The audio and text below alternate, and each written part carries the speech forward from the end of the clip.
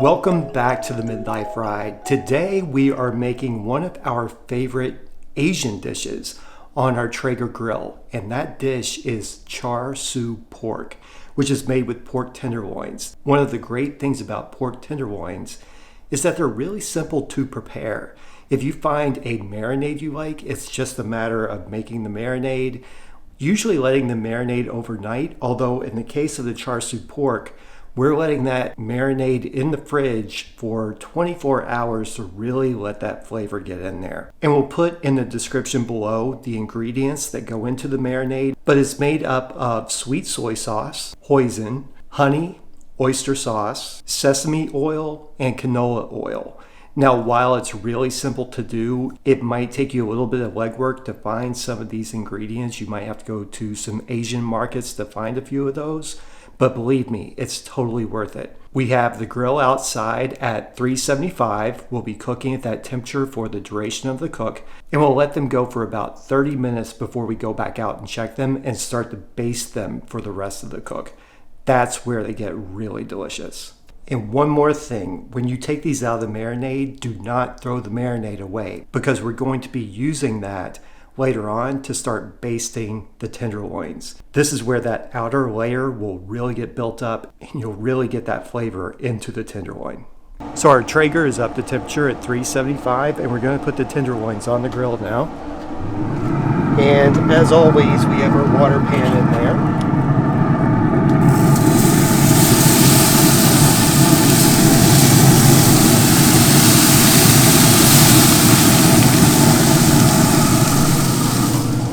And that's it. We're going to let those sit for about 30 minutes and then we'll come back out and check. But until then, we're going to go get our sides ready.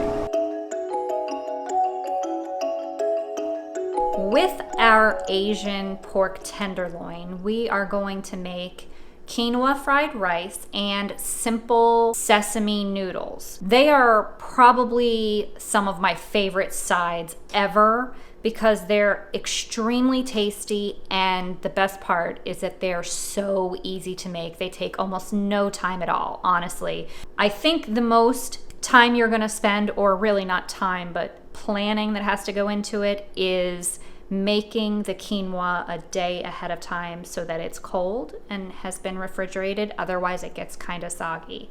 Aside from your day-old refrigerated quinoa, which you're going to need 2 cups, you are going to have eggs that are going to be fried in some sesame oil, which just makes them delicious. More sesame oil, soy sauce, and I always get the reduced sodium because for Chris, really. And onion, peas and carrots. I just get frozen peas and carrots, some fresh ginger, and I think that's it.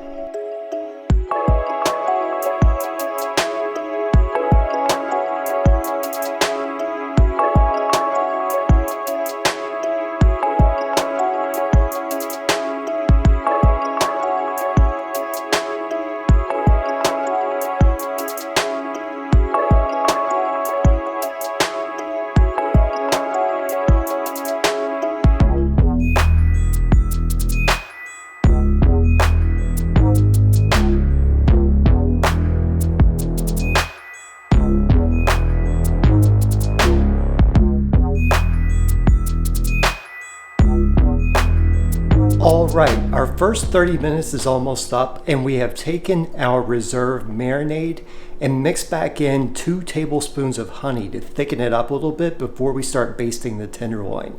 And what we're gonna do once we get out there is open up the lid, baste the top side, flip it over, baste that side, and let it go for about 10 minutes. And we're going to do that in about 10-minute increments from here on out. Baste it, flip it, baste it, close the lid, let it go for 10 minutes, and we'll keep that cycle until the internal temperature of the tenderloins reaches 160.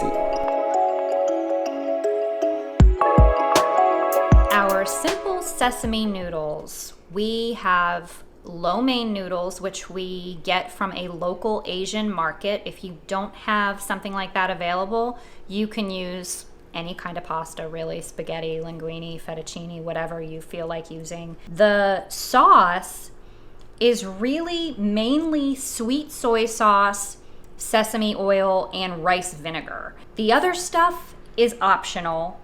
Hot sauce. With every recipe, my main goal is to add enough hot sauce that Chris doesn't have to add more after I cook it. That hardly ever happens. But in this recipe, I use both hot chili oil and whatever that is. We'll put the recipe that we use somewhere on the screen or on the website. Once we put all of our ingredients together, basically we just cook the noodles, we pour the sauce on the noodles when they're done, and then we top it with some green onions and sesame seeds. And that's it.